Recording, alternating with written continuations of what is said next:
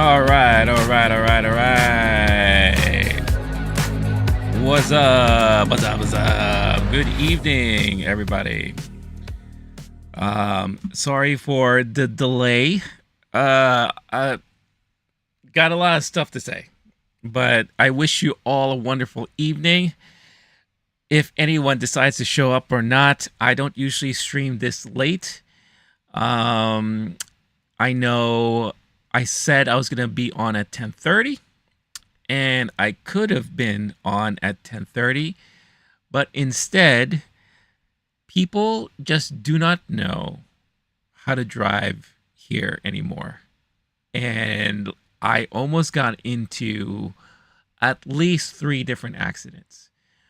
I had someone who blew a stop sign. I had some of those mopeds speeding down while I'm trying to make a turn.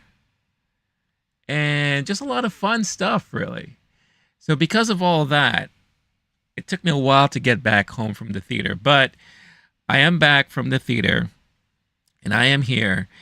And basically, I am here to talk about The Fall Guy, the new Ryan Gosling, Emily Blunt movie.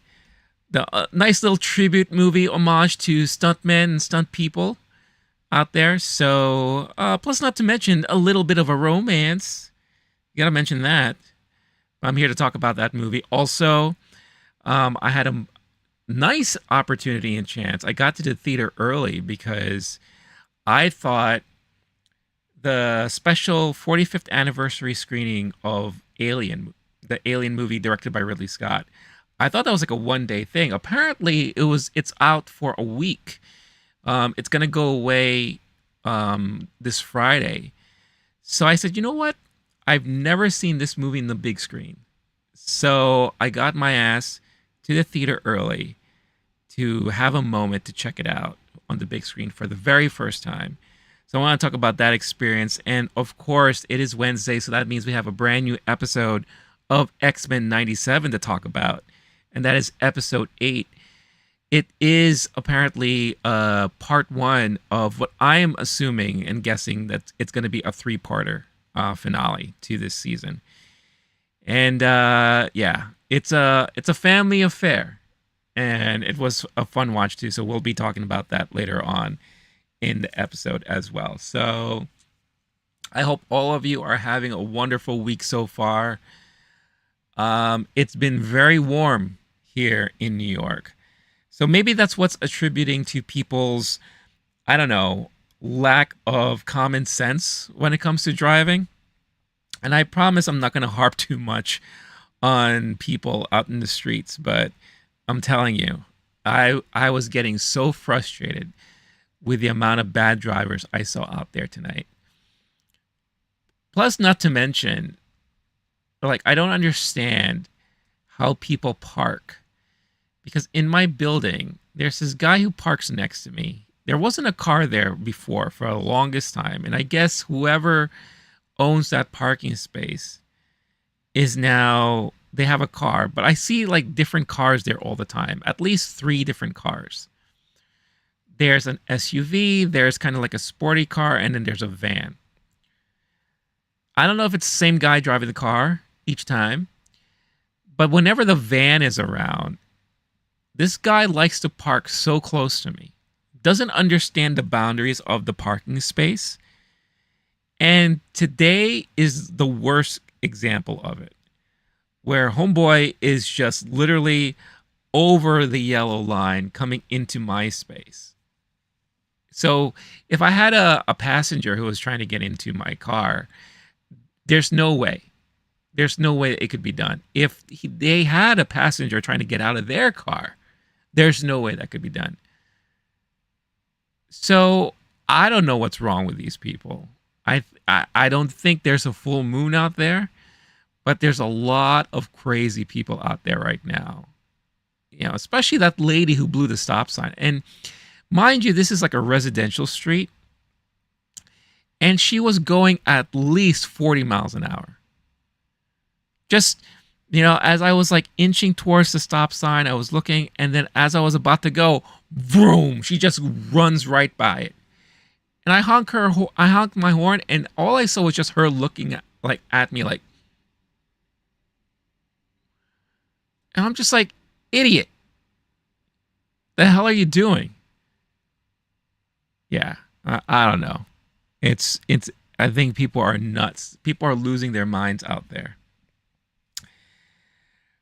So I am definitely in a mood, big time mood. But I'm gonna try my best not to let it dampen the occasion here, because I do want to talk nicely about some of the topics today. And for those who are interested, obviously, I do like the normal formatted stream here.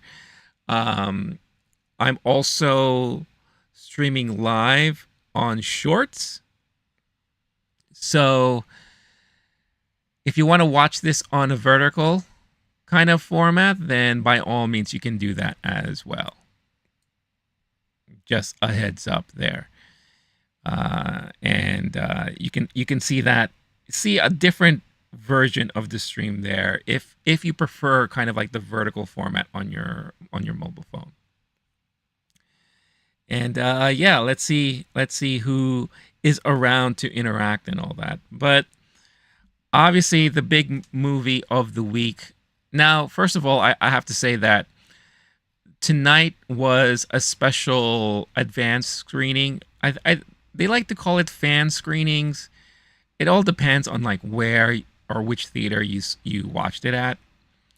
But it's like early screening, fan screening, however you want to call it. But the movie comes out in previews tomorrow. So when I say previews, like Thursday nights are like the preview release night. So not all theaters have showings all day. Sometimes showings start later on in the evening. Here in New York, there are a lot of theaters that have these like Thursday showings like in the afternoon. So they're really trying to get a jump on early screenings of any movie that comes out every week. And it's interesting too, because it's like, I remember back in the day, whenever a movie came out during the week, and it was a midnight release on the Thursday prior to the Friday it was coming out. And I remember, when you're younger, you don't mind being out there past midnight, especially if you're watching a movie that you really want to see, especially if it's like a major blockbuster, right? But as you get older, you have other responsibilities, you have work to go to. But nowadays, it just doesn't seem like that's going to be an issue, because every Thursday screening or showtime of any new movie that comes out that week, you could easily go to a theater like around 7 p.m. and you'll be able to catch it. So it's interesting how that landscape has changed and how that time format has changed for the Thursday quote unquote preview nights for a brand new movie. But tonight was, like I said, it was a special fan screening, or however you want to call it, of The Fall Guy. And this was a movie that, when I heard it announced and I heard that it was being made, I was interested mainly because of Ryan Gosling. I feel like Ryan Gosling's personality and character kind of fits really well in the premise of this movie. And the premise of the movie is basically you have Ryan Gosling, who's a stunt performer, right? Stunt guy, works for movies. And he gets himself into an accident that happened on set that pretty much takes him out of the game for a while. But the one thing that really took him out of the game, or the one thing that really hurt him outside of the accident, was the fact that his relationship between Emily Blunt, who at the time of the accident was a camera operator or a director of camera operations, they had a little fling going on, and because of the accident, that fizzled out. I'll get more into that when I talk spoilers later on. So basically, it's now him trying to get back not only into the business, but in hopes to rekindle this relationship with Emily Blunt's character. And then there's a whole hijinks thing that ensues, while that all happens, because there's an underlying plot as to him going back to work, and then him, trying to get back with Emily Blunt. There's other things happening around. And if you've seen the trailer, then you know exactly what I'm talking about. However, the trailers doesn't exactly tell you really what this whole underlying thing that's happening. You think it's telling you something, but it's really not. It's like one of those, like, it's like a twist kind of thing like that. So, but the another thing that really got me excited for this, and something that I was really looking forward to watching, is because what a lot of people I think don't realize is that this movie is a take on the original 1980s TV show The Fall Guy. And then if you're younger than my generation, you're probably wondering what the hell I'm talking about. There was a show on TV called The Fall Guy. It starred Lee Majors, right? Lee Majors is also known for starring in The Billion Dollar Man. You know, if you know the premise of that show, it's a guy who got into a really bad accident, and they spent all this money, $1 million, to rebuild him. And when they rebuilt him, he became like this like superhuman type of guy. He could jump really high or jump really far. He could run really fast, all those things. And then, of course, every week led to some sort of adventure where he got to use his powers. They had like a sister show called The $1 Million Woman. Same type of premise there too. But Lee Majors starred in The Fall Guy. And the premise of this show was that it was a show where the main characters were like a lot of these stunt people. It wasn't just him. He was there with like, I forgot who the female actress is. I believe the female actress is Heather Thomas. Yeah, Heather Thomas. But basically, he had all of these stunt people, and as a side gig, and I'm just vaguely remembering what the premise of this show was, they became like bounty hunters, right? So in every week, every episode, they had some sort of bounty they had to kind of collect or act on.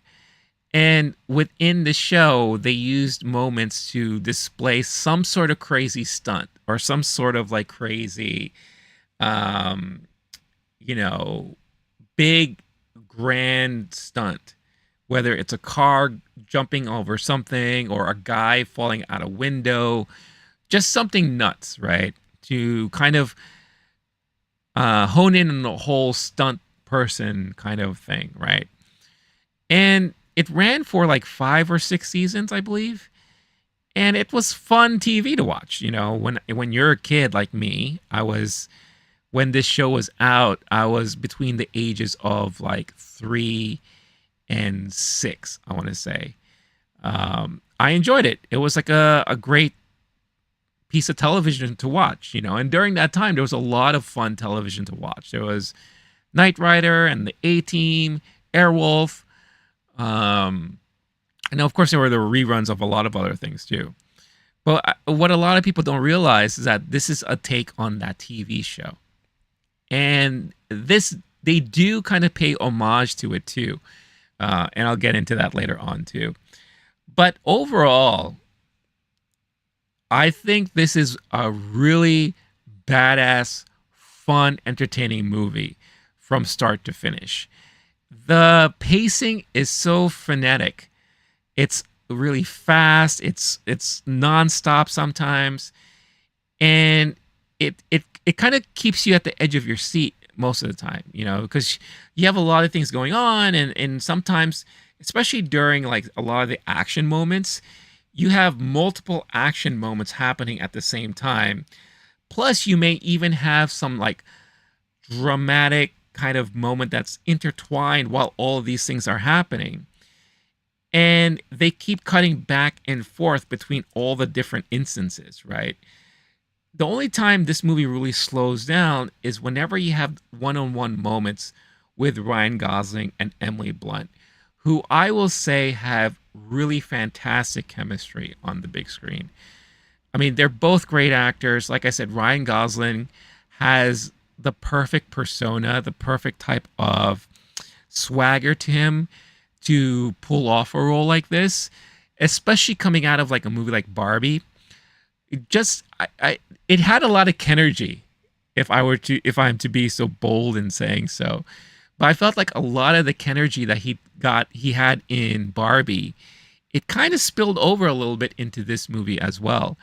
Um, but that's just Ryan Gosling for you, you know. And Emily Blunt has always been a favorite actress of mine for a long time, and she really holds herself true to her type of character too and personality, especially when you see her like doing interviews and whenever you see her and her husband John Krasinski when they do like when they talk to each other, very playful, but also can be very serious and can even hold her own when it comes to some action moments as well. Brilliant job and brilliant performance between the two of them. The chemistry is on point. The movie and the dialogue, especially some of the moments, are also very meta. Where at certain times the movie felt like it's like a movie within a movie while they're making a movie. If that makes any sense, or maybe that's going to be extremely confusing to a lot of you. But it was a lot of that happening, where obviously they're making a movie, but then they'll have a conversation about the movie they're making, and they'll call out certain movie tropes that happens. Like there was a conversation about them and they're trying to work out the ending. And then they say, hey, I'm thinking about how about we do a split screen? And they're like, oh, split screen sounds brilliant. And then within the movie itself, you see there's a split screen where you have Emily Blunt in one location talking on the phone with Ryan Gosling, who's in another location. So as they're talking about utilizing split screen in the movie they're making, the movie itself has them in a split screen formatted situation. And it's just so crazy and just fun meta that they're doing back and forth there. You can also tell director David Leitch, they really paid homage and a tribute to stunt people out there. You can tell because David Leitch was a stunt person too. I don't know if he still does it, but you could tell that there is so much passion and love when it comes to the action scenes that he really put a lot of focus and attention in some of these elaborate stunt scenes that they've done in the movie itself. Where some of these action moments, they take a while. Like there's a moment where there's a major car chase scene going on, and this happens for a good amount of time. And this is one of those moments where I was saying, like, you had three different scenarios happening at the same time, and we keep cutting back and forth between all of these different types of moments. Some of the fight scenes are very elaborate and very stunty like.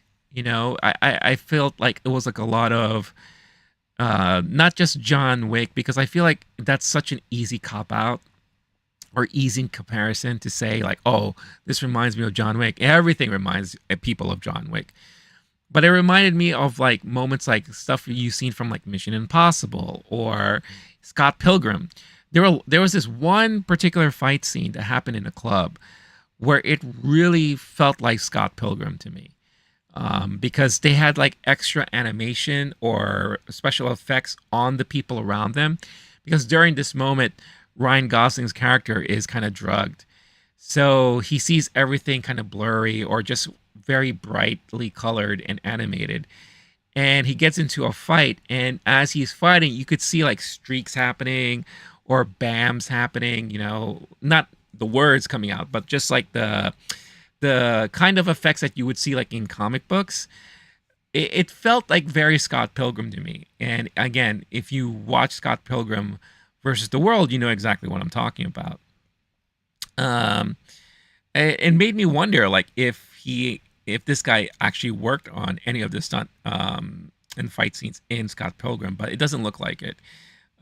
David Leitch worked a lot on Deadpool, Atomic Blonde, Fast and Furious, and you could tell, like, within this movie, they pay a lot of tribute to those movies as well, especially Fast and Furious, because that is a Universal Pictures film, right? And this is done by Universal Pictures. There's this great kind of bond and friendship that Ryan Gosling's character has with what's his name? Hold on, I'm just looking at Winston Duke, who Winston Duke plays kind of like a stunt coordinator, and they have this special kind of friendship between each other. And there's a moment where they get into a fight with some of these other guys, and every time Winston Duke does some sort of like fight thing, whether it's like throwing someone here or kind of punching someone there, he kind of recites the action, like he recalls a moment from like a movie or an actor, as if he's mimicking that actor during an action scene. Like there's one thing where he picks someone up and tosses them behind him over a kitchen counter, and he's like, Dwayne the Rock Johnson, and he goes and he was doing this during the whole time as he's kind of calling out like the influences, I guess, right, from a lot of these fight moments. So yeah, it was a lot of fun, a lot of fun. And on the romantic side of things, there's just this thing that Ryan Gosling does where he could just like look at you, and I could already hear like the women kind of like falling over him. You know, I could feel the women kind of like do like one of those things. And you know, Emily Blunt, they have like a great back and forth with each other, very playful, and it's sweet. You know, the romance between the two is very sweet, and it's not anything that I would say is overly over the top or out of reality. I can see this happening between two people, you know, especially if they work within the movie industry. And you know, they do a lot of these inside jokes for those who are familiar with working on a movie set or working within the movie industry. They had Hannah Waddingham from Ted Lasso playing an executive producer, and there's a lot of things that she says in there that's very Hollywood. And I'm just basing this off of like documentaries I've seen or behind the scenes stuff that I've watched. It's very much that type of kind of personality. So it is really funny. Stephanie Sue is in this movie too, and she has like this little tiny role where she's like an assistant, a personal assistant to Aaron Taylor Johnson's character, and she gets involved in some action moments too. And I'm just like, everyone is getting their moments in this movie, having some action stuff, and she did a really great job. And it was just nice because I feel like it's been a while since we've seen her too, and it was just nice to kind of see her again on the big screen there. And Aaron Taylor Johnson, he's obviously the big, well, I guess not obviously, but he is the main actor to Ryan Gosling, who is his stunt double, right? And Aaron Taylor Johnson has that very typical, he plays this character that is like a very typical egomaniac Hollywood star who is just, who thinks their shit don't stink, right? And there's a lot of these moments where he's just so full of himself, but at the same time, like he doesn't want to get his hands dirty at all. So whenever he gets pressure to doing something, he kind of freaks out. He's like, wait a minute, I'm getting a little dizzy. Or a little, Ryan, come here, like, you know, Colt, I guess that's Ryan's name. You know, this is why we pay you. You do this, you and do it better, will you? And at the same time, don't show your face too much because, you know, your face obviously doesn't look like mine, and I want there to be some sort of level of believability. So it was just a lot of funny back and forth between everybody involved. So yeah, it was a lot of fun. I mean, there are some moments within the film, I think people, and I can kind of feel it from the audience, where I felt like it was dragging just a little bit. Also, directing wise too, they do this thing, which is kind of slightly a pet peeve of mine, where David Leitch lingers on a bit too long on a certain shot or a certain scene. It's a very European way of filming, where we're just stuck on either Emily Blunt's face or Ryan Gosling's face, and the conversation already ended. But then we're still lingering there in that one particular moment. So that was something that I would say that is a little bit annoying at times and can cause to moments of the movie feeling like it is dragging. And most of this happens like in the middle of the movie. And the movie also has kind of like a fake out ending where you think it's gonna end or it's about to end, and then they just throw something else at you. And we're like, oh, we're still in this. We're going forward. Okay. So yeah. And the ending itself was a full blown stunt extravaganza. If you've ever been to like Universal Studios or maybe was it Hollywood Studios in Disney. You know, whenever they have like one of those like stunt shows, the stunt spectaculars, like the Indiana Jones stunt show, or at Universal at one point they had the Waterworld stunt show. If you've ever attended one of those things while you were there, you know how they always have like this one big major stunt moment at the end of the show where they just everything that they talked about or everything that they kind of went through, it all accumulates and happens in this one finale. And this movie definitely has one of those moments at the end. So like I said, like you could really feel that David Leitch wanted to really truly highlight a lot of these action sets and a lot of these stunt moments, these major stunt moments, to really, really pay tribute and homage to the stunt community. And there's even a moment within the movie where Ryan Gosling's character is talking to somebody, and he said, "Yeah, I just did this thing, I did a roll over, a car roll." Like, oh my God, car roll! Oh what? Yeah, blah blah blah. And then he brings up Oscars, right? It's like, have you been nominated for an Oscar? I mean, they kind of pay attention to you guys, right? And Ryan Gosling's character is kind of like, no, there is no category for stunt people in the Oscars. And that was also one of the moments where they kind of linger in that particular moment. After he says it, they linger, and there's like silence after that before the other guy chimes in again. So I feel like that was done very purposefully and intentionally, to kind of like a wink wink to the audience, and not only that, but maybe to Hollywood itself, be like, hey, you know, this is something that we've been kind of pushing for a while now, and maybe it's time to give stunt people their due. So yeah, I would say like it's quite an enjoyable film. I think it has a lot for everybody. If you are someone who's going to this wanting just to see Ryan Gosling, then you're definitely not going to be disappointed.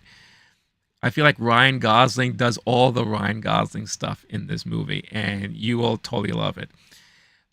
If you're someone who loves action and, kind of like great action moments, then you're going to get a lot of that here too. If you're someone going into this hoping that it's like kind of like a rom-com or a romance thing, you do get that. You do get moments of that for sure. But I do feel like a lot of it is not forced, but it is kind of, I'll just say it like this. I feel like the romantic parts, even though a lot of them were done very well, and like I said, the chemistry between the two are very believable, a lot of the times I feel like it kind of interfered with, no, I kind of just want to see what's going to happen when this guy chases that guy, or when this guy tries to fight this guy. I feel like a lot of these times and those romantic moments kind of sneak in there as you're kind of anticipating a big action moment or a big conflict, right? Because in a way, it's like the movie's reminding you, oh, by the way, these two, they really care about each other. Or I should say, Ryan Gosling's character is such a softie when it comes to Emily Blunt's character, that a lot of his motivation is mainly because he just wants to get back with her, from the time that he kind of prevented a lot of that stuff from happening. And there's a lot of callbacks to a lot of different movies, especially like a lot of the action movies. Again, Winston Duke, him and Winston Duke, they always have this moment where they kind of quote something while they're trying to like hype each other up. So Winston Duke will say a quote from a movie, and you see Ryan Gosling will say, "Last of the Mohicans." It's like, "Yeah, motherfucker, let's go." So that's like a way that they kind of hype each other up as they're doing all that stuff. So it's a lot of like I said, a lot of fun moments, a nice little tribute to stunt people and Hollywood in general, really, and the art of filmmaking. At the end of the movie during the credits, they kind of have one of those like reels where they show you all the stunts and the behind the scenes moments of the stunts, which I feel like we don't get enough of that anymore during end credits. One of the things I always love, especially watching a lot of the Jackie Chan movies back in the day, was that he always had like those reels of moments of stunts, especially when it goes wrong. They have a lot of those moments as a kind of like, oh, here are some behind the scenes of some of these action moments that we've had throughout the film. So they definitely had a good amount of that during the end credits there, which I thought was really, really, really cool. But yeah, no, I really thoroughly enjoyed this. I haven't had a chance to kind of log this into Letterboxd yet, but I will say I will easily give this a 4 out of 5 stars.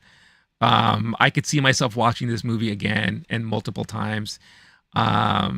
It's a great movie to also have like running in the background. And this is like no knock on the movie. It's just a fun thing to just have running. And I think it's also just a great time in the movie theater if you are planning to watch this in the movie theater, because a lot of the stunts and a lot of the action scenes are well worth watching it on the big screen. Especially with the sound and all that. But I really, really enjoyed it. And I'm very curious as to what the reception is going to be like out there for those who are planning to watch it this weekend. As far as box office is concerned, I mean, I'm guessing with the fan base that Ryan Gosling has, and of course, he's coming out of Barbie last year, so I'm pretty sure there are a lot of people who are excited and anticipating what he's going to do next after Barbie, and this is the first movie that he's going to be in since then. I'm sure there's going to be a lot of people who are going to go out there and watch it for him. Maybe more so than supporting Zendaya, which kind of surprised me that movie didn't make more than it should have been. But it's also the type of movie, right? This is a fun time at the theater. This is an action-packed movie. You have your romance, you have your crazy stunts. So you have a little bit for everybody. So I feel like a movie like this is a little bit more open and welcoming to a more general audience. So I do think like maybe this movie this weekend will probably do like 30 to 35 million. I won't be surprised if it does like around that much. If it does more than that, awesome. Well deserved in my opinion. If it does less than that, that's concerning. That means something didn't go right with the marketing here, and they are marketing this movie like crazy. There's a lot of YouTube videos. There's a lot of interviews during the red carpet. They had stunt guys doing crazy things on the red carpet and in the theater during the red carpet. You had Ryan Gosling, who was on SNL. Even on the red carpet, he showed up as his Beavis character when they did the Beavis and Butthead skit. So they are really all in on a lot of the marketing for this movie. So I really hope it does well, and I think it. You deserve it to watch it. You owe it to yourself to watch this, because it's going to be a fun time. I think you're going to really thoroughly enjoy it. As far as like talking about more in-depth stuff about the movie, as I talk about spoilers and all that kind of stuff, there's an interesting thing that they do here. Like I said, that the trailer alludes to, but it's a smokescreen. In the trailer, you're kind of assuming that Aaron Taylor Johnson's character, who is the main movie star that Ryan Gosling does the stunt, who's the stunt double for, that he is the guy that dies in the movie. And Ryan Gosling's character is now tasked to find out why that happened. But there's a major twist in there that obviously they were hoping to save it for the movie so that when people see it, they get surprised. The person who's dead in the bathtub is another stunt double. And Ryan Gosling is now forced to find out why is this stunt guy in the bathtub, right? And there's still and Aaron Taylor Johnson's character who plays the character name is Tom Ryder. He's missing. He's nowhere to be found. So that's like the big mystery is like where is he, and what's happening here. So that was like an interesting twist, but it's also like an interesting thing that they did with the Ryan Gosling character of Colt Seavers, where in the beginning he does a lot of narration. He does narration at the beginning of the movie and he does narration towards the end of the movie. And he gives a narration at the beginning of the movie that's talking about stunt work and the stunt community and action scenes in movies. And you get a lot of these scenes from like Atomic Blonde and Fast and Furious, again, Universal type movies, right? And they're paying homage to stunt people. So Ryan Gosling is on set, and he has to redo a stunt. And I have to also call this out too. There are a lot of moments, particularly in that beginning, where everything seems like a one shot. The way they filmed this movie. Think of all of the cool filming techniques that you've seen in action movies, and you all combine it into one movie. I feel like this movie did a lot of that. We even have the very cliche and typical Michael Bay going around in the circle when you have two people there.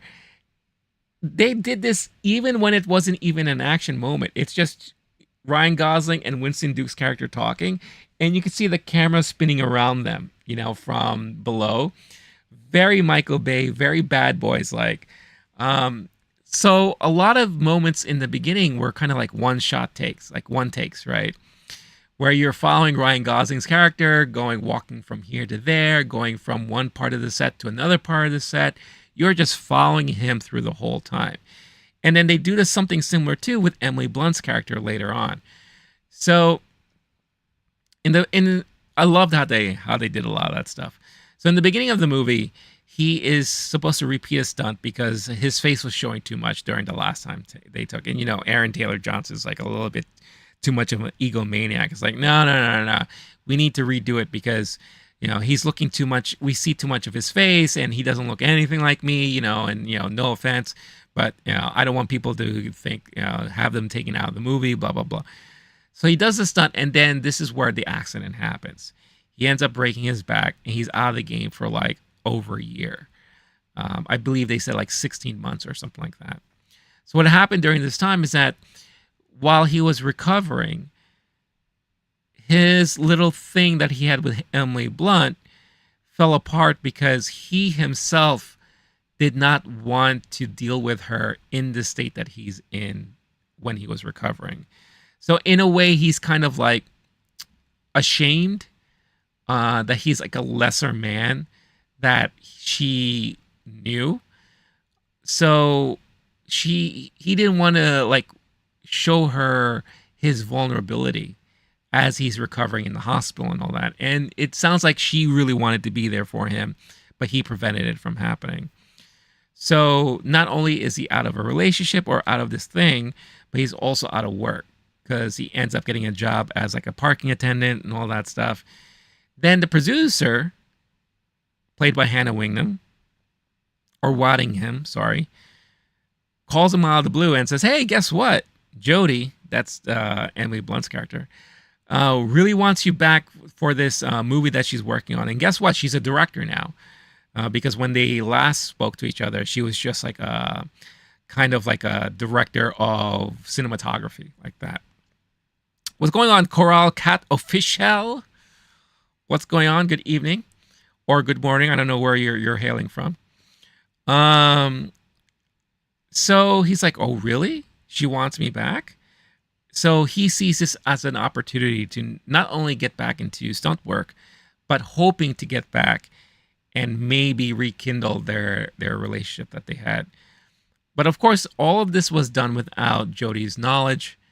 When Jodie found out that Colt is there, she is taken aback. And secretly, a lot of these things were being set up because the reason why Gail, who is the executive producer, wanted Ryan Gosling's character back is because she needed help. Because Aaron Taylor Johnson's character, Tom Ryder, is missing. So she's asking help from Colt to figure out why that is. So of course he goes on this like little hunt to see where he is. He's being told to talk to this guy and talk to that guy, and it becomes a little like cat and mouse kind of situation. Finds a dead body in the hotel room, kind of freaks out. And then later on, we all find that this was an elaborate kind of ruse. That Aaron Taylor Johnson's character has such pride and such an ego that during a party, he was kind of teased about him doing his own stunts, which he doesn't do. And he's like, I guess they get into this moment where it's like, I'll show you.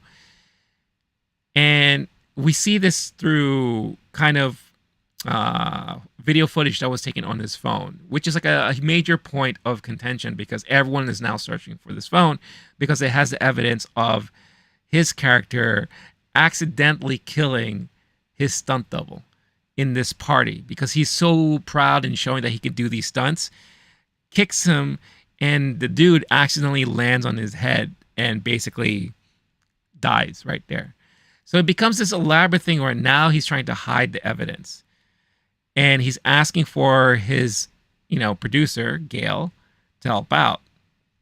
So they come up with this really crazy idea that I know what to do. I'll get Ryan Gosling's character to come back and we'll frame him. So basically, it's like he gets back on set.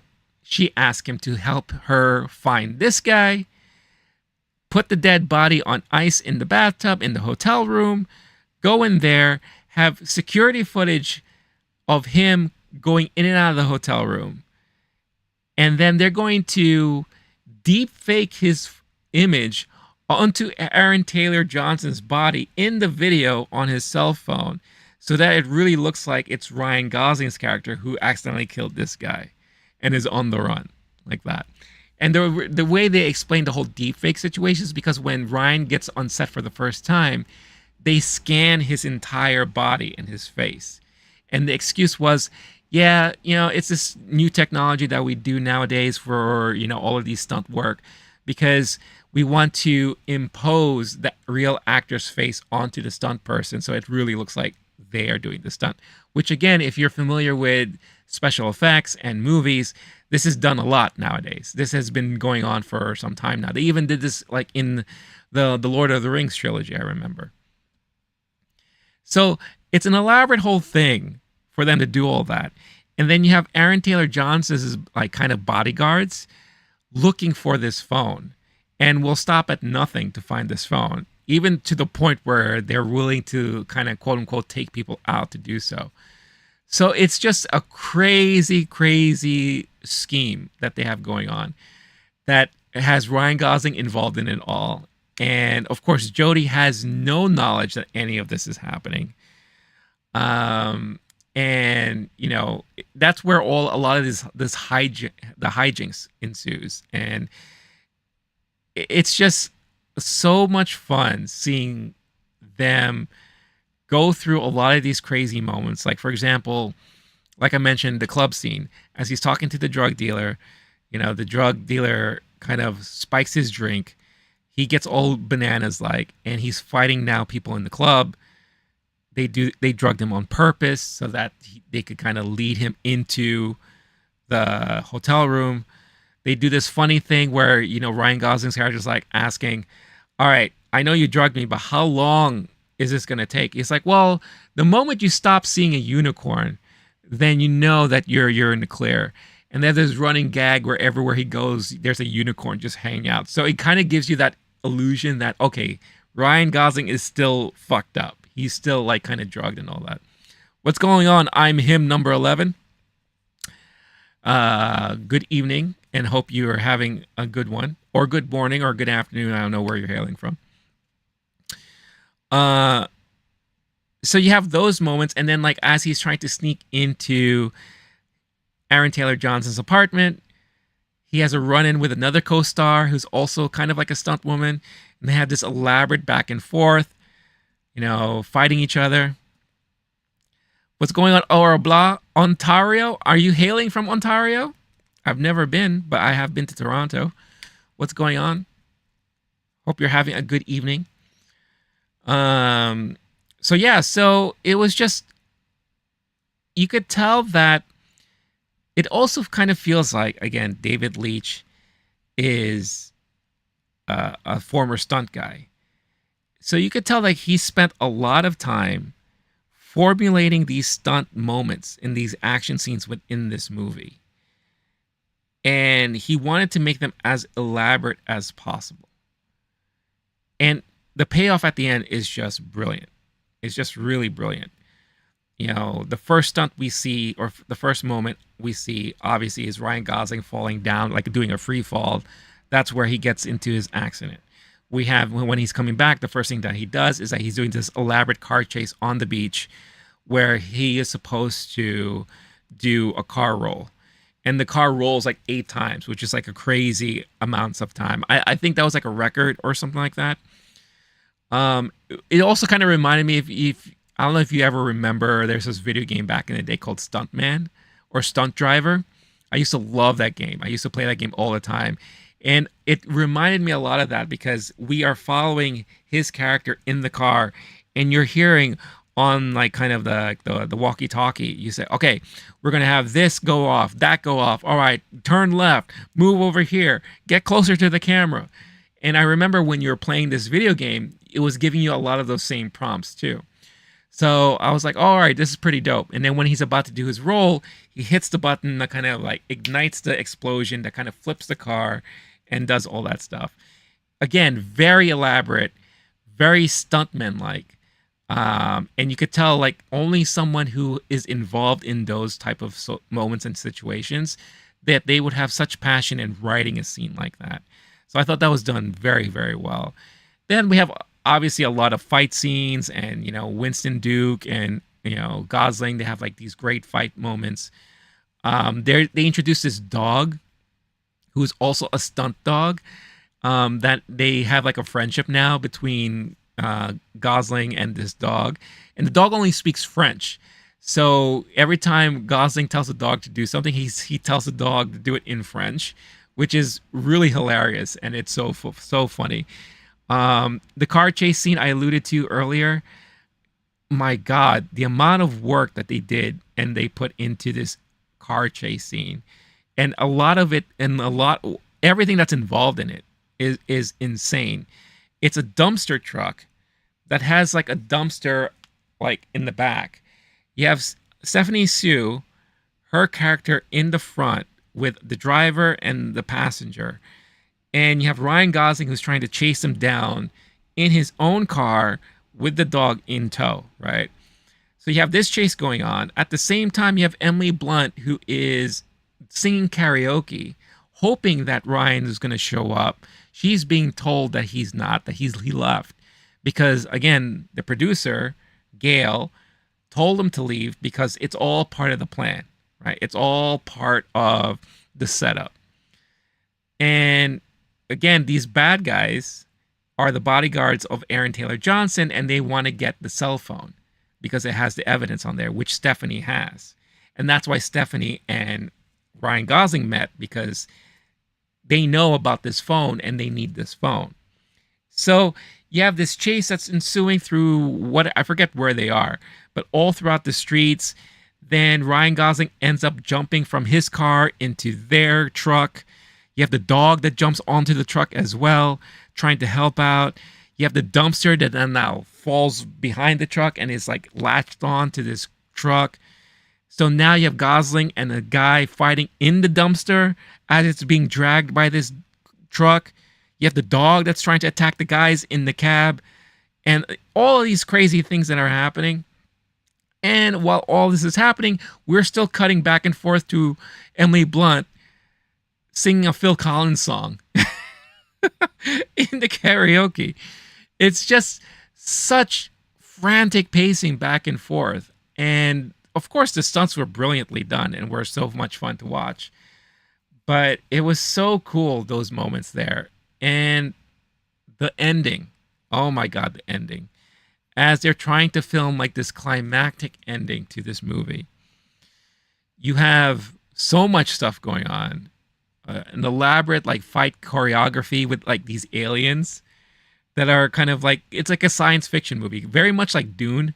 Even they have like a soundtrack that sounds like Dune, you know, "Ah, yeah, yeah, yeah, yeah," you know, which they kind of parody in a way. Um, and because of what happened with Aaron Taylor Johnson's character and the whole setup, they tried to kill Gosling's character. They think he's dead. He comes back. He tells Emily Blunt the whole thing. They now try to set up this guy by forcing him to do his own stunt by accident. And it's like 20 minutes of such an insane, crazy stunt moment. You know, where you have explosions everywhere. This car's driving all over the place, jumping over kind of like a ravine and all of this stuff happening. Then you thought the movie was going to end right there. Then something else happens. Now you have a helicopter chase going on. You have Gosling's character hopping onto the helicopter, trying to get the evidence that Aaron Taylor Johnson now has, and all this stuff. It is just bonkers. Bonkers back and forth. And honestly, it's just a lot of fun. A lot of fun. And then at the very end, we get this like kind of like a nice closeout and finale, you know, because the whole running joke too was that Emily Blunt is working on such a huge blockbuster movie that it's going to be at Comic-Con, Hall H, major production. So we see Hall H. She's presenting like a trailer of the movie. Everyone's going nuts. They recast Aaron Taylor Johnson with Jason Momoa. So now Jason Momoa is in the movie as the star, which is really hilarious in itself. And then when you think that's done, then there's like a post-credit scene or whatever you want to call it, where we see the producer, Gail, Aaron Taylor Johnson, their helicopter crash. So they're just coming out of it. And then you see like the on-set police coming over to kind of take them in. And who shows up? Lee fucking Majors, son. That's right. Lee Majors has a cameo in this movie. And I believe that was Heather Thomas with him, alongside with him there too. And he has this moment where it's just like, yeah, you know, you're going away, this and that. And then Aaron Taylor Johnson does this funny thing where he's like, I got my phone. I'm going to call my agent or whatever like that. He accidentally walks into like this pyrotechnics area, blows up. And then Lee Majors has the one final line, and he's like, actors. You know, I just like, oh my God, that's so funny.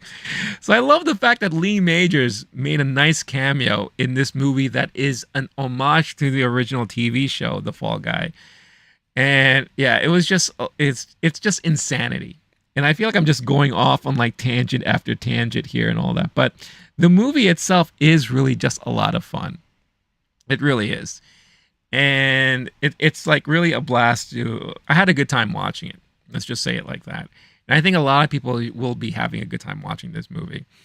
There's also, I have to call this out too, the first time that Emily Blunt's character and Ryan Gosling's character has a chance to talk, they kind of do it on set, where he's doing this one particular stunt where he's on fire and he's in an explosion and he smashes against a rock. And she's still very sour about how their relationship ended before. So she's like, oh, we need to redo that because there was like a hitch in the film, and they keep redoing that whole scene over and over again. And then she kind of goes into this monologue about, let me tell you and give you some motivation about your character here, and talks about kind of the romance within the movie while she's really secretly talking about her own feelings and how she felt about him and how he treated her. And then he has a moment to kind of retort also. It was just a really funny back and forth thing that's done out in the public. And you have all the extras there kind of like listening along. Sometimes they're agreeing or sometimes they're nodding. This one other guy who's like in this alien outfit, it's like, yeah, it reminds me of this time when I got involved with the sister of my ex-girlfriend. And you're like, no, no, no, no, no, no, no, no, no. No. Don't even don't start that. It's just a lot of a lot of those kind of like chuckle moments, laugh out loud moments that happened through this movie. And yeah, it was a lot of fun. It is definitely a fun time. And I'm very curious as to what the reception is going to be like for a lot of people. Those who were in the screening today, as they were leaving, you could tell that they had a good time. You could tell that they had a good time. A lot of great homages to, like, they did a thing about Miami Vice in there too, because there was a moment where they were in the ocean on boats, or maybe it was like a harbor scene. Yeah, that's when Gosling's character kind of died, quote unquote died. And he was wearing like a Miami Vice stunt show jacket because that was his first gig that he was part of that stunt show. So if you're a fan of like just action movies in general, especially like action TV from back in the day, if you remember in the 80s, we got a lot of action television. We had Knight Rider, we had A-Team. Again, like I said, The Fall Guy, $1 Million Man, $1 Million Woman, Airwolf. There were a lot of action-heavy TV shows back in the day. And I do feel like that this movie kind of pays homage a lot to those type of shows, too. We don't get a lot of TV like that anymore. So it was just a fun ride from beginning to end. And I really thoroughly enjoyed it, yeah. So yeah. That is The Fall Guy. Ryan Gosling's The Fall Guy there. So I am definitely curious as to what everyone's going to think about this movie. So definitely let me know your thoughts in the comments if you're watching live or if you're watching on the replay. Would love to hear all your thoughts about that. Next thing I wanted to talk about here too is before the movie started, before Fall Guy, like I said, I got to the theater early because I found out that they were still showing Alien on the big screen. Now, Alien is celebrating its 45th anniversary. It came out in 1979. So it came out a year after I was born. So I never had a chance to watch this movie in the theaters. But it is by far one of the classic sci-fi movies out there. But it's not just a sci-fi movie, it's also a horror movie. That's one of the things I really love and appreciate about Alien. But it's interesting too because when I first saw anything from the Alien franchise, I saw the second one first, Aliens, the movie directed by James Cameron, which was definitely more action-packed, more action-based science fiction movie. I was first introduced to the whole world through that movie. Then after I saw that, then I went back to watch the original Alien. And that's even when I realized too, back then, how different both movies are, right? But obviously Alien is the one that started it all by the great director Ridley Scott. And I just thought, hey, I have to watch this on the big screen. I have to go out, It's the 45th anniversary. I never had a chance to see this in the theaters. Now's a great time to do so. And it looks fully remastered visually and sound-wise too. Before the movie started, there was a nice little Q&A between Fede Alvarez, who's directing the new Alien movie that's coming out this year.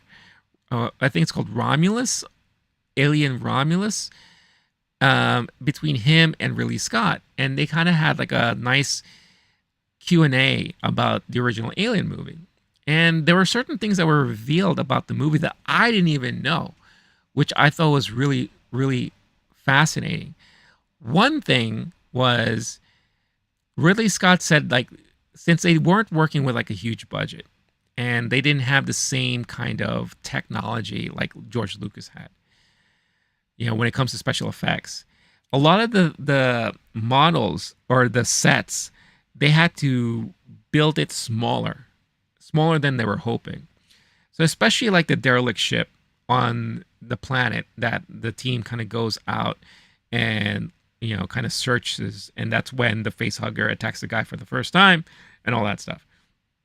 So in order to not give away how small of a model this was, what Ridley Scott did was that he had a camera on it and then he had a monitor. And what he did is that he filmed the monitor and how it looked like through the monitor to give us kind of like that old school CRT kind of look of it, as the point of view of the people who are there walking their way towards it, to kind of give it like that ominous look, that kind of like, wow, this thing is so huge and grand and very foreign. We've never seen such a thing like this before. That's how he was able to achieve that. Then there was another thing that he talked about that I had no idea about either, is that the live set outside of the ship, since they couldn't build it so big, in order to kind of give it more size, he had his own kids playing the astronauts, playing these guys going into the ship. So when you see the movie and you see outside of the ship and you see like the three guys like kind of crawling into the ship, going into the ship, those are played by kids. And I had no idea about that. And I thought that was really fascinating. And I think it's not just that moment too. I feel like every time we have like a huge wide shot and they're trying to give scale, give the audience a sense of scale of how big this thing is and how tiny the guys look like when they're walking around the ship or inside the ship. I have a feeling each of those moments they had the kids in the suits walking around whenever there was a major wide shot. So those type of things that they talked about was so fascinating to me. I thought it was just really, really fascinating and interesting to learn.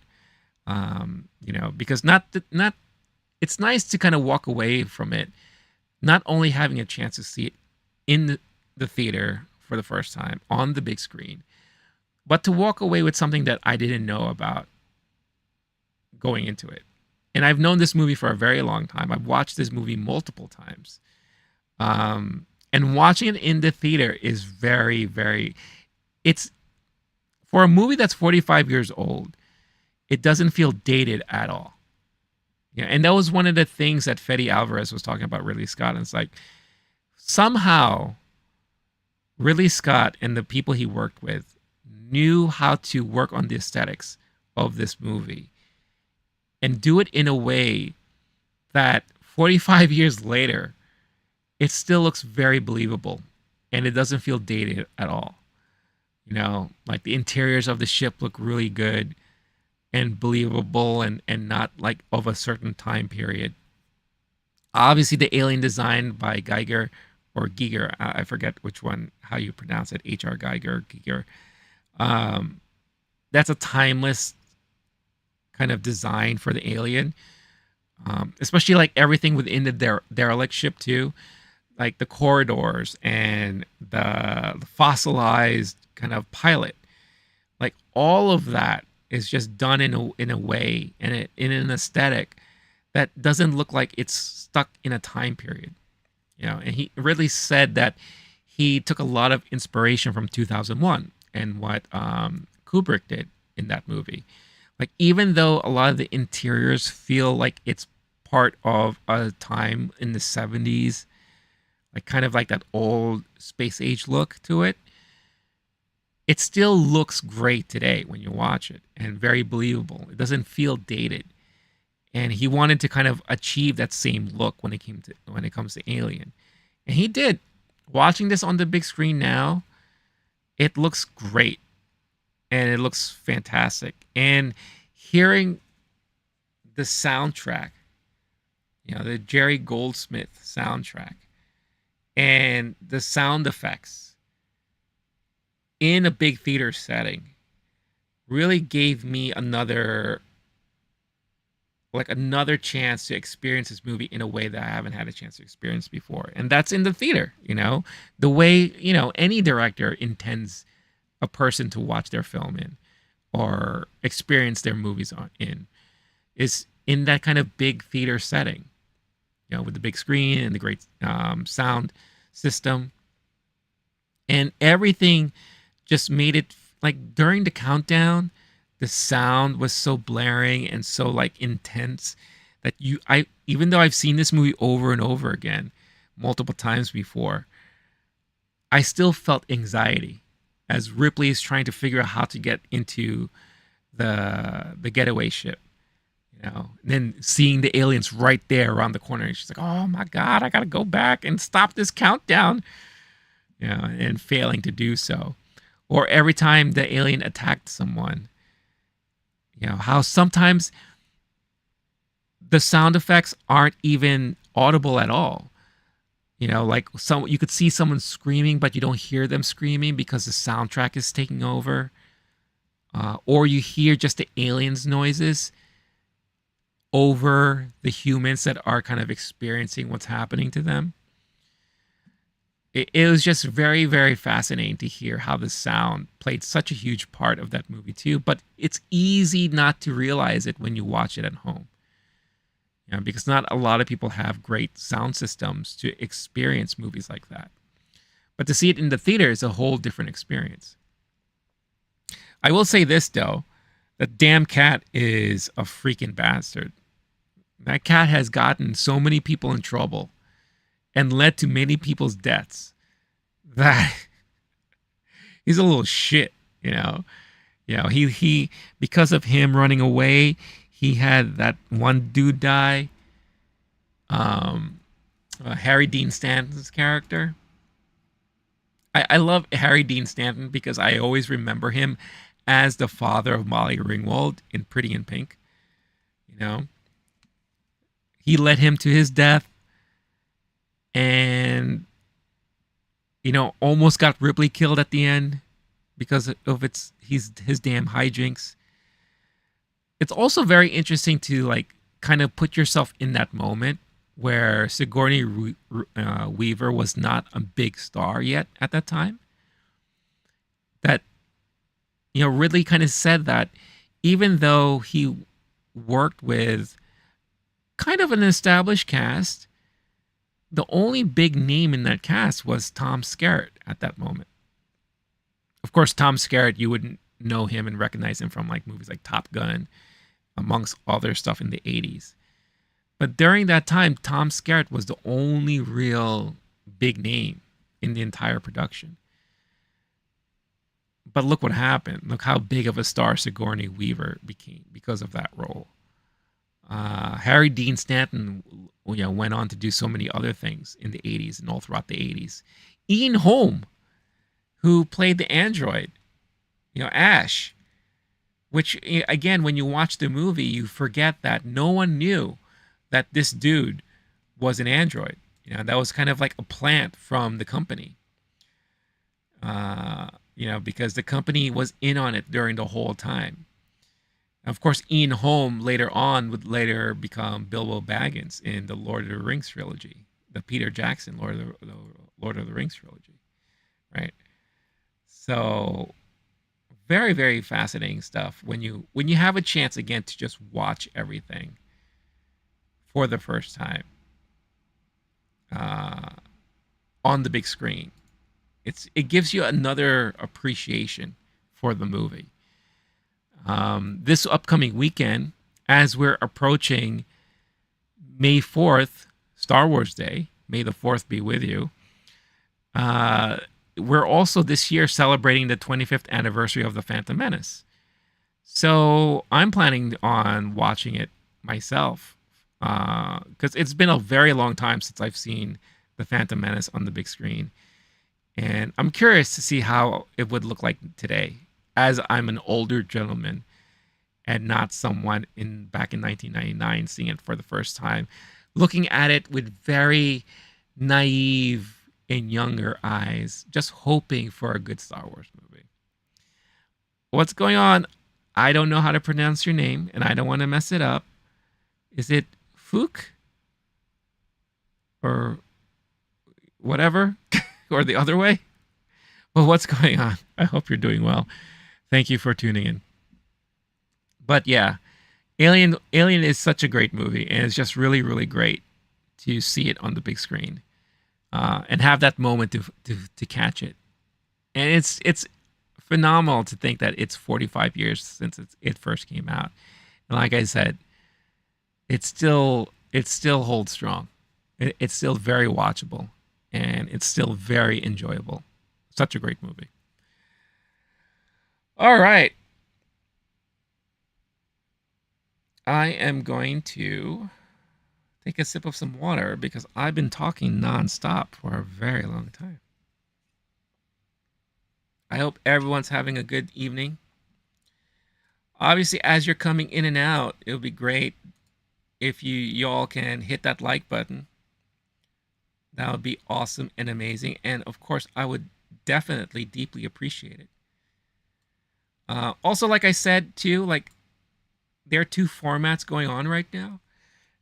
Obviously, for those of you watching vertical format, maybe this is something that you like to watch in this way. But there's also, I have the regular, full on, full screen, horizontal way too. Either way, however you want to enjoy this content.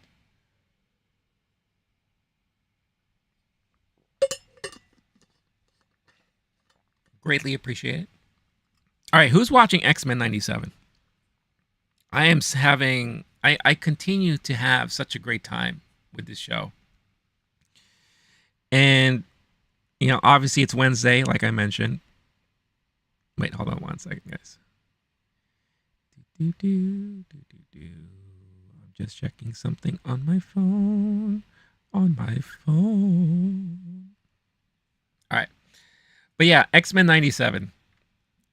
So it's Wednesday, so we have a brand new episode. Episode 8 is out now on Disney Plus. Hold on. X-Men saves the day. Coming your way. Who remembers that? Can I play a song? I cannot. Because, well, I could play a non-copyrighted song if you'd like. Yeah, how about I do that? Hold on.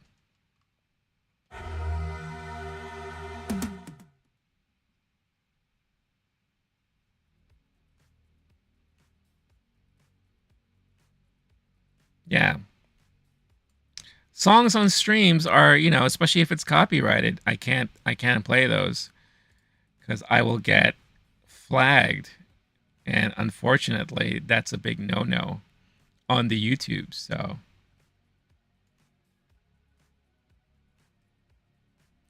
yeah, but I can play this if you can hear it. I hope you can hear it.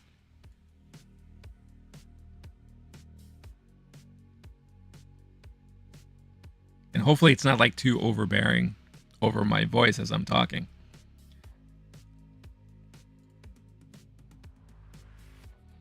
All right.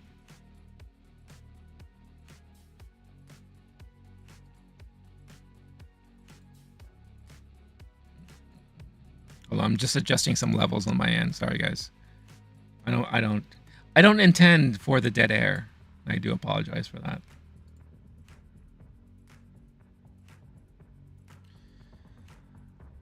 How's everyone doing tonight?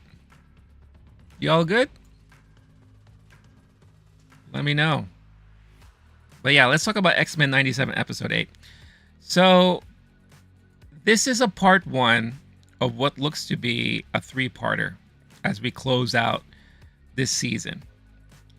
And it's a very interesting way to start things up and set things up because of what we experienced from the previous episode. Beck's World, what's going on?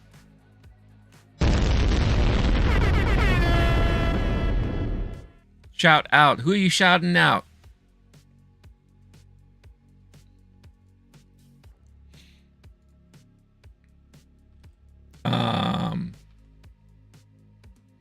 But yeah, the way we left episode 7 was we were revealed or introduced to unknown characters to some people. And this really purple kind of evil looking guy who has a lot of evil intentions, who appears to be kind of not working with Mr. Sinister, but Mr. Sinister is actually working for him, right? Which is kind of like, I guess, one of the big surprises when this person was revealed. I'm also going to put spoilers up here, just in case anyone doesn't want to hear spoilers for X-Men 97 Episode 8. But it was interesting because if you don't read the comic books, then you would be wondering, who is this guy? And why is he such a big threat? Or why is, Mr. Sinister almost to a certain point afraid of him, but not quite? And if you were like me, because I did follow the comic books to a certain point, I feel like this was getting into a moment where I already was kind of like out of the loop. So I had to look it up, and then we found out there was this character named Bastion. And the whole idea behind Bastion's existence is obviously he hates mutants, and he's coming up with like kind of this like hybrid human / sentinel hybrid, turning people into like human androids, right?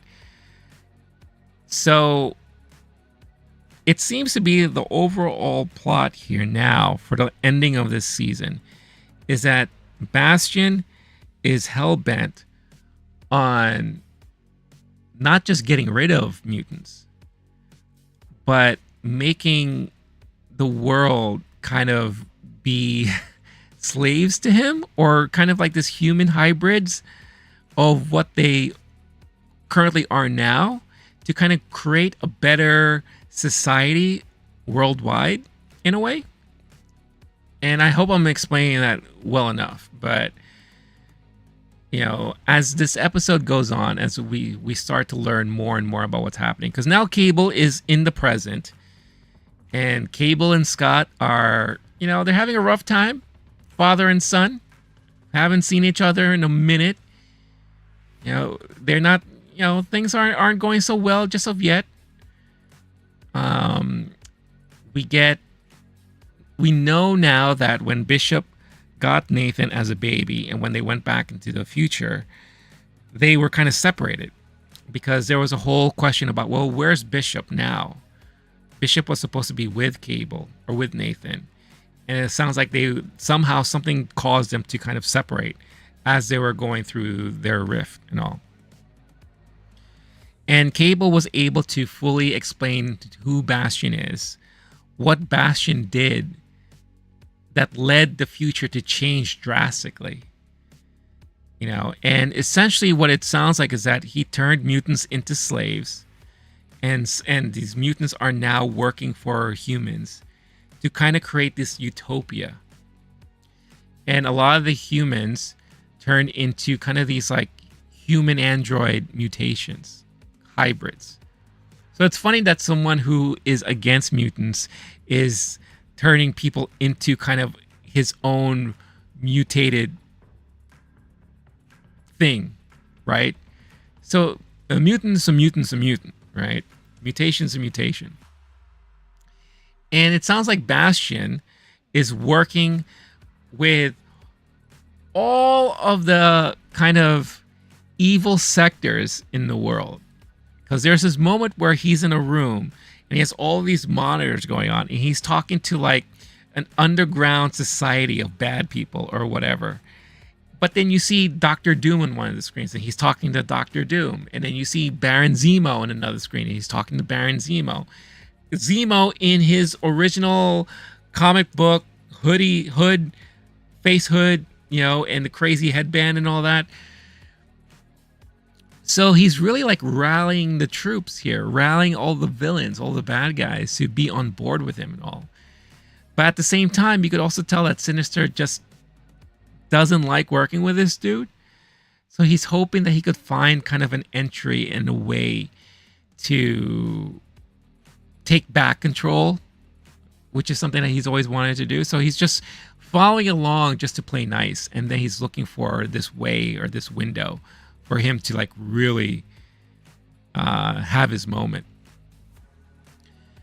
But it turns out because of everything that Bastion did, it makes the future so different and so bad for mutants in general.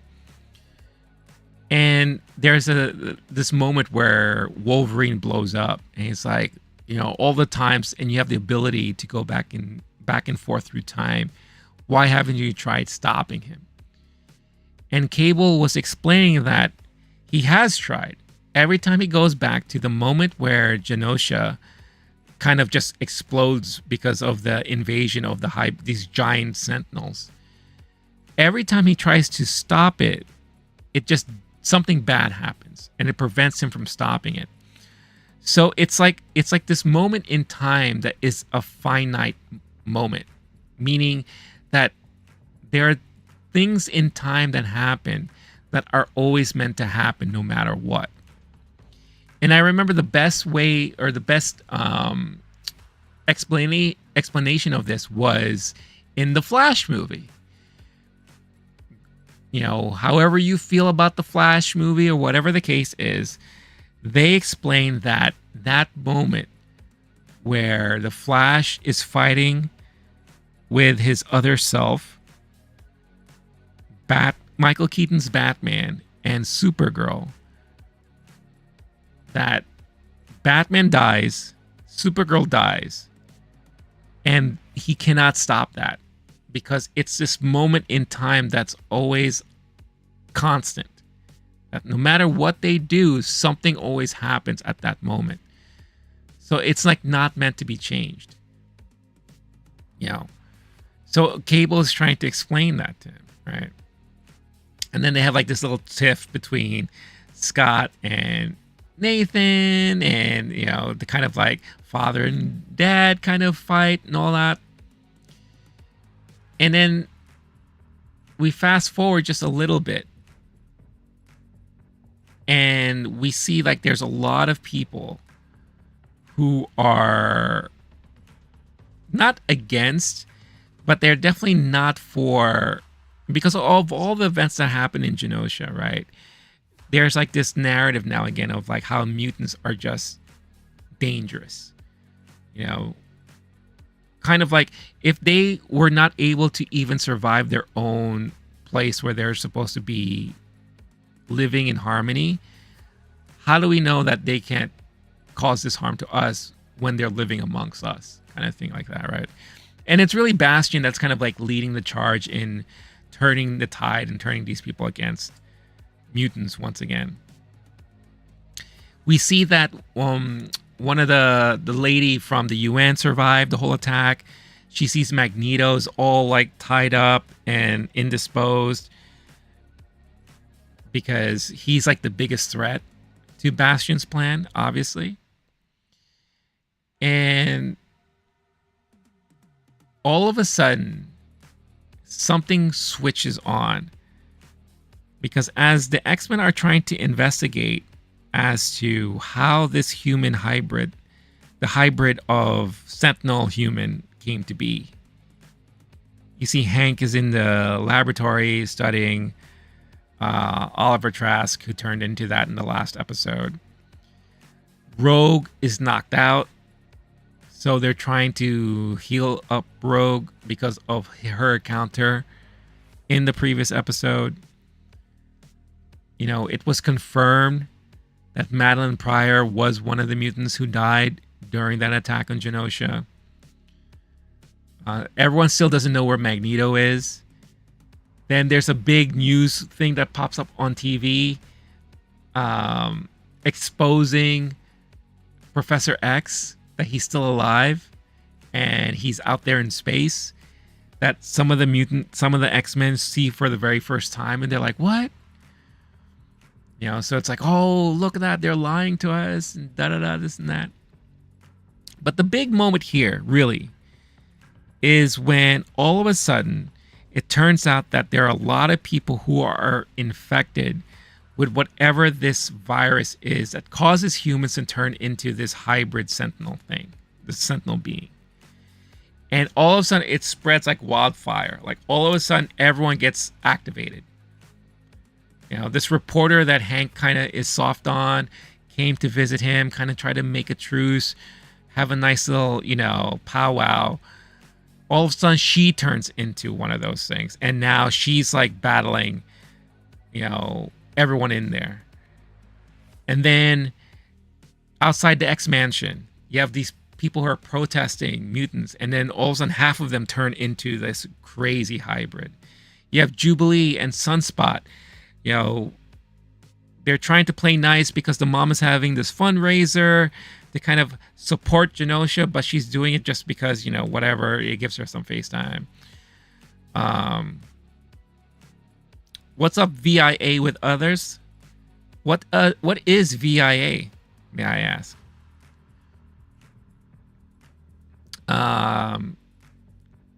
So as they're like out and about, all of a sudden his own butler turns into this hybrid thing. So mutants are in danger right now because now you have a lot of society turning into these hybrid sentinel beings. And that's really where the craziness all starts here. Where you have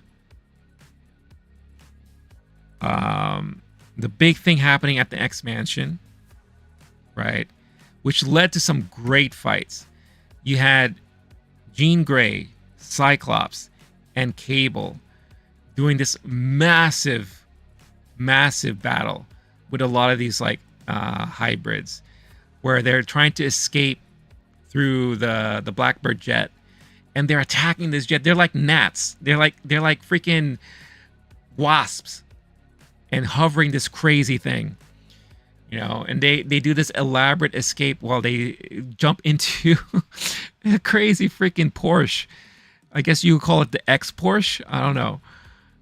Even Cable makes a comment about it too. He's just like, you have a Porsche? And Scott just has like this grimace on it, this kind of like grin on his face. Like, I sure as do. But you have this great moment where it's like family summers fighting alongside each other, which was awesome. And then separately, you had Wolverine and Nightcrawler fighting together, fighting off all of these like crazy infestation of these like hybrids. And they did this one cool thing where Nightcrawler phases Wolverine from one place to another. And we briefly saw a point of view from Wolverine of what you see when you actually phase from one place to another. And I thought that was really smart. And I loved how they did that. And you see like Wolverine like, what the fuck is happening? And then boom, we're phasing out, right?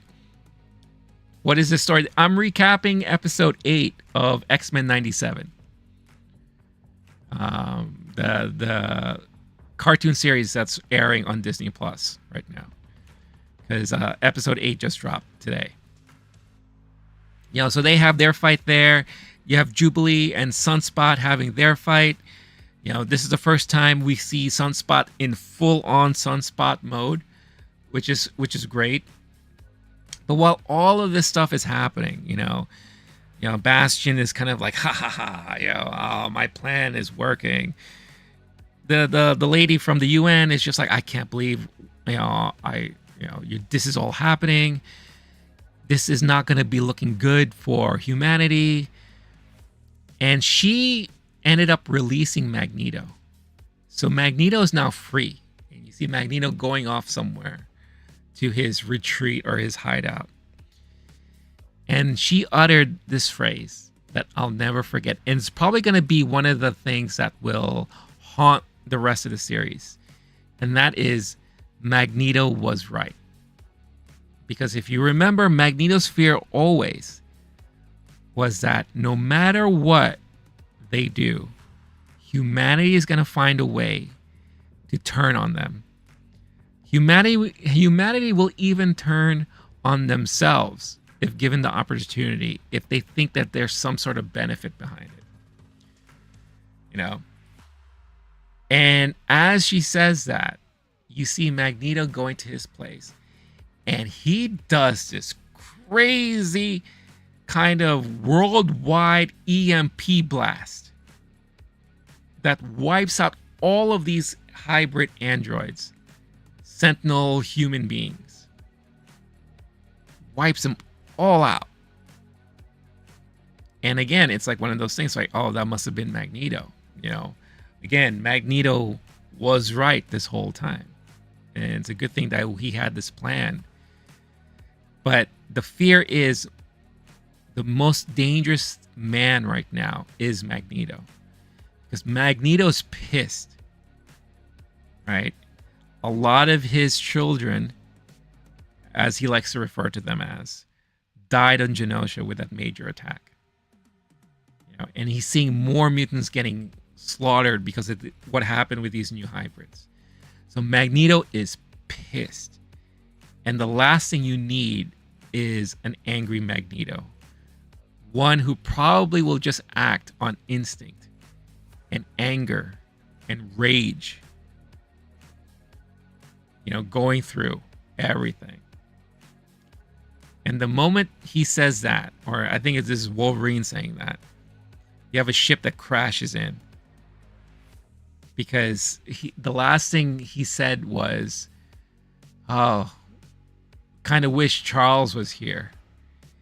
And as if on cue, this ship crashes down. And lo and behold, who is it? There he is, Professor X. He's back on Earth, kind of where he wanted to be this whole time. And he says, I hope I'm not too late. And he goes to me, my X-Men, which is a nice callback because that's kind of what Magneto said in one of the earlier episodes too, as he kind of took ownership of the X-Mansion and all. VIA, am I the only one? What do you mean? Are you the only one watching? I mean, there are people watching, but I think a lot of people are being kind of quiet, which is fine. But yeah, that was basically this first part of. I'm trying to think what they're calling this episode. Extension something. Episode 8 title. Let's see. Let me just look this up.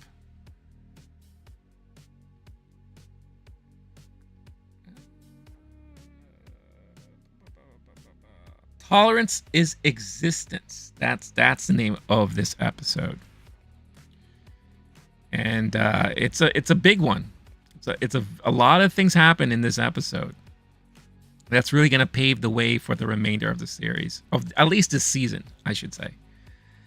But Magneto was right. I will never forget that line. And that's going to be a very common thing, I think, until we get to the end of the season. And I could see it already. Professor X is back. I'm sure a lot of the X-Men are going to be confused and wondering where he's been this whole time. Why did they think he's dead when he's not? And during his like little moment, you see like Beast is just like, oh my God, like looking in amazement. You see Jean Grey looking in amazement. You see whatever. And then we see Storm. We haven't seen Storm. We haven't seen her in a minute. Ever since she regained her powers and she got her black suit back and the long hair grew out. You know? So she's definitely going to come back probably in the next episode. And it's going to be a major showdown. It's going to be like one of those three-way showdowns between the X-Men, Bastion, with Mr. Sinister lurking in the background there, and Magneto. And there's going to be another huge conflict where Magneto's like, why are you not allowing me to do this? And blah, blah, blah. And, you know, he's probably going to say, Professor X is probably going to let him know, like, oh, this is not who we are. This is not what we do. Especially with how Rogue acted in the previous episode, where she basically just let that dude fall from the roof out the window with her help, in a way. You know? So there's going to be a major three-way conflict between the groups there. And it's going to be nothing but insanity for the last 2 episodes of the season. So yeah, I'm very much excited for all this stuff to happen. And I can't wait I can't wait to see how things are going to pan out. Because it's going to be quite a ride, I think. And again, this season and this series has proven to be very entertaining and very well done, very enjoyable. It's amazing, like what was done and how the writing is so good. It's definitely more adult than the original animated series, which is fine because again, I feel like this is geared towards an older generation like mine who remember watching the cartoon back in the day, a younger generation who's now grown up, right? This series was never meant to be introduced to younger kids to know about the X-Men. This is more for people my age, you know, people who are a little older from when the original animated show came out, to kind of enjoy a continuation of that series, watching it and not having it be very kid friendly, right? There's a lot of violence in the show, it's a very horny show. Everyone's trying to hook up with somebody, you know. But I loved what they're doing with this, and it's been a lot of fun. So it's going to be one of those things where the next 2 episodes after the last episode airs, I'm going to be like, oh, I kind of wish I could see more of it. You know, I don't know when season 2 is planning to come out, probably next year, and yeah, it's going to be one of those where it's going to be a tough wait, if I'm going to be very honest. So yeah, so that's my little recap on X-Men 97 episode 8. Would love to know how much you're enjoying the series, if you loved the episode, if you had a chance to see it. Definitely let me know all your thoughts in the comments and all that. But yeah, I think, because right now here on the East Coast, it is already approaching 1 a.m. I'm going to call it. I'm going to call it for the evening. Again, very abnormal timing for this stream, I know. I just wanted to go live as soon as I was able to come back home and talk about The Fall Guy, which was at the beginning of this stream. And, of course, talk about my experience with watching Alien for the first time on the big screen and my recap of X-Men that I've been doing every week. So, hope you enjoyed it. Thank you so much for tuning in and for hanging out. Everyone in the chat, thank you so much for showing up and showing some support. Again, if you haven't done so yet, don't forget, hit that like button if you can. I would totally appreciate it. Also, and if you didn't like this, yeah, you can go ahead and hit the dislike too. That's perfectly fine. If you want to stay up to date with everything I do here on the channel, obviously the best thing to do is to hit that subscribe button and hit the notification bell so you get notified every time a new video or a stream goes live here on the channel. I'll be back live again on Friday morning, 10 a.m. Eastern time, normal time on Friday, to recap a lot of the week's big news in movies and pop culture. And if I have a chance to review something that I've watched recently, of course, those are the times I'll do it there too. But with all that being said, until next time, stay cool, stay classy, stay safe. I will catch you all in the next one. All right, peace out, everybody. Good night.